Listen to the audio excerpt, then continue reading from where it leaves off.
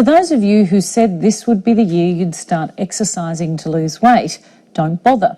That's the word from the UK, where 3 of the world's leading health experts say it's bad diet, not a lack of physical activity, that's making us obese. They've written a provocative article in a leading British journal pointing out that over the past 30 years, as obesity has rocketed, there's been little change in exercise habits around the Western world. The authors say excess sugar and carbohydrates are behind a surge in preventable diseases. They argue it's not the number, but the source of the calories that matters most, because sugar promotes fat storage and hunger. Processed foods are causing more sickness than smoking, alcohol and physical inactivity combined. These views aren't shared by all public health experts.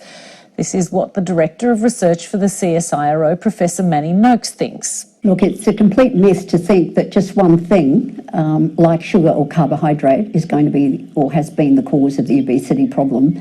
If we look at what people do eat, 35% of their total calorie intake comes from junk foods and alcohol. Some of those are high in sugar and carbohydrate, and some of them are high in fat and salt. So it's a complete myth to consider that it's just one thing. The Australian Food and Grocery Council, which represents the packaged food industry, rejects the idea that sugar is the biggest evil. Well, we don't believe it does have a major role. One of the problems of focusing on a single nutrient and demonising it, it moves the message away from that of variety and moderation and balance as the key to maintaining a healthy weight, along with physical exercise, of course. But for years, many public health experts have been calling for a ban on junk food companies sponsoring major sporting events, and they want an end to advertising of high sugar foods and drinks that target children. British cardiologist Dr. Aseem Malhotra is one of the co-authors of that article in the British Journal of Sports Medicine. He joins me now from our London studio. Dr. Malhotra, thanks for joining us. Hi, Emma. Are you suggesting that exercise can play no role at all in fighting obesity? Well, I think the most important message from this is exercise has many health benefits. No one could deny that, in reducing the risk of heart disease, high blood pressure, type 2 diabetes, even many cancers. But it's quite clear from the evidence when it comes to weight loss, the impact of exercise is really quite minimal. And therefore, when it comes to obesity, it's quite clear that the obesity epidemic is being driven by the type and the amount of calories we're consuming. And I think we have to actually go a bit beyond the conventional wisdom about, energy balance, calories in versus calories out, and actually concentrate on the quality of those calories. Obesity is more of a disease of fat storage rather than about excess calories. So the main message is actually exercise is very good for your health. Of course you should do it. If I didn't believe that, I wouldn't spend 20 to 30 minutes exercising daily myself. But I'm very much aware that I'm doing it for my health benefits, even though I'm normal weight. I used to be somebody that used to consume lots of sugar and carbohydrates, realized it was having an adverse effect on my health, in particular, having fat storage around the waist. And I know that's a risk. As a cardiologist, I see lots of patients. I've treated thousands of people in my career. And a lot of the people who come in with heart attacks aren't overweight, but they have what we call the metabolic syndrome. And that's really important because actually, when you look at diet-related disease, about up to 40% of people with a normal body mass index will harbour the same metabolic abnormalities as people with obesity, such as high blood pressure, type 2 diabetes, cardiovascular disease, for example. And in context, you said in your intro, you're absolutely right. Poor diet, according to the Lancet Global Burden of Disease reports, contributes to more disease now than physical inactivity, smoking and alcohol combined. So we're talking about health, which includes exercise, and the right diet for all ages and all sizes. So what does constitute a bad diet? Well, I think let's look at it in terms of what we put in our mouths, what we eat has an effect on all aspects of our body. In fact, one of the interesting things that even I've learned in the last few years is actually most of our calorie burning happens from even doing nothing, just from basic bodily functions, metabolism of the body. About 60 to 75% of burning of calories happens from that. Exercise adds a bit more, there's no doubt about it. But actually what happens is when people exercise itself can sometimes be quite a powerful appetite stimulant. So to answer your question specifically, what I would say is let's think about what we're eating and how it affects our body. Let's remove the foods, for example, the types of foods that have no impact or have little nutritional value. So it's very clear that added sugar has absolutely no nutritional value whatsoever. And contrary to what the food industry want you to believe, the body doesn't require any carbohydrate for energy from added sugar. So that's something we can do without. And we know the food industry have been spiking our food with added sugars.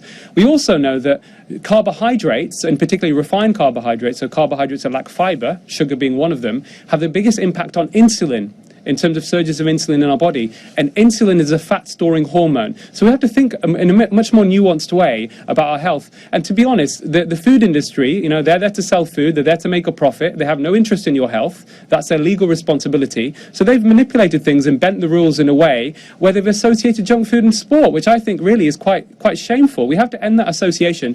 This is having a negative impact on our children. The perceptions is that you can basically have a sugary drink or, junk food, a burger and chips, as long as you exercise, it's fine. Well, actually, that's misleading and unscientific.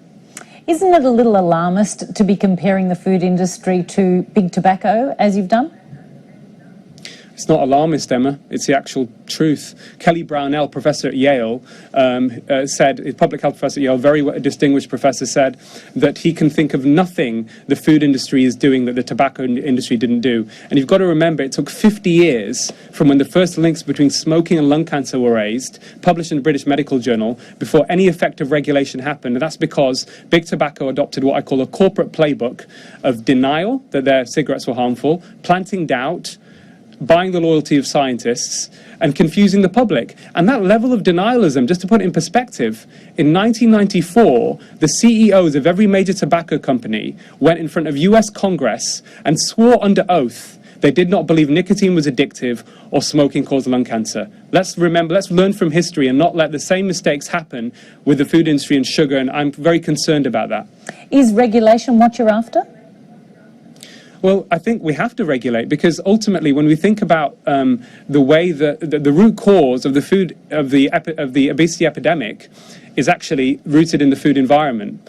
So that means that actually our food choices are very much determined by our environment, and we have an oversupply of junk food, of cheap sugary food. And the only way we're going to combat this is by dealing with that food environment. And that's basically looking at what we call the 3 A's in population or public health: the availability, the affordability, and the acceptability of these foods. So things like sugary drinks tax. We know in the UK, for example, a tax on sugary drinks by about 20%.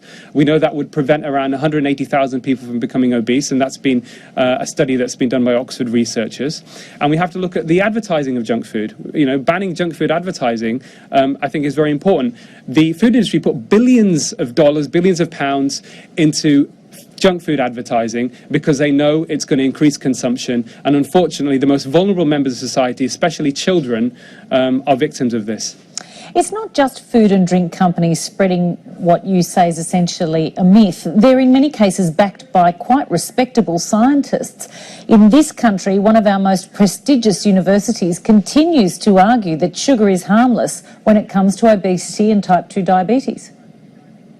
Well, I find that quite concerning. I think the thing to say is I'm not into practicing eminence-based medicine. It's independent evidence-based. I don't know which university it is, and I don't know what they're basing their research on, or whether there's any issues around funding related to the food industry. That's something maybe, people need to look into. But certainly from what I've looked at, it's very clear that if we're going to actually improve the food environment, if we're going to improve what people are consuming, let's just stick to the basic science. I don't think anyone can disagree, anyone, even in that university, that there is no biological requirement for added sugar. The truth, the mantra is very true. Food can be the most powerful form of medicine or the slowest form of poison. And actually, the randomized controlled trial data support that. So, for example, adopting a Mediterranean diet after a heart attack, one that's high in fat, a high-fat Mediterranean diet, is almost 3 times as powerful at reducing the risk of death than taking a cholesterol-lowering statin pill. So, people need to know that that's the information that's being sequestered, that's being held back. And actually, there's a huge area that isn't being explored enough, which is actually the impact of lifestyle can be very powerful on your health, even people who are overweight. I mean, one of the studies published in New England Journal of Medicine a couple of years ago, again, a randomized controlled trial, showed that people who are high risk of heart disease, who adopted a Mediterranean diet, significantly reduced their risk of stroke, heart attack, or death within a short space of time. And actually, those effects are independent of body weight. So even people who are obese, even if they didn't lose weight, the risk of adverse health outcomes was reduced significantly. So really, the truth is, let's all think about a little bit more about what we're eating. Concentrate on good nutrition. Try and reduce foods that don't add any value to your diet. You can still enjoy your food. Do some exercise, and actually, within a very short space of time, Emma, a lot of people will have a dramatic improvement in their health. Dr. Malhotra, I thank you very much for giving us the time you've given us tonight. Thank you.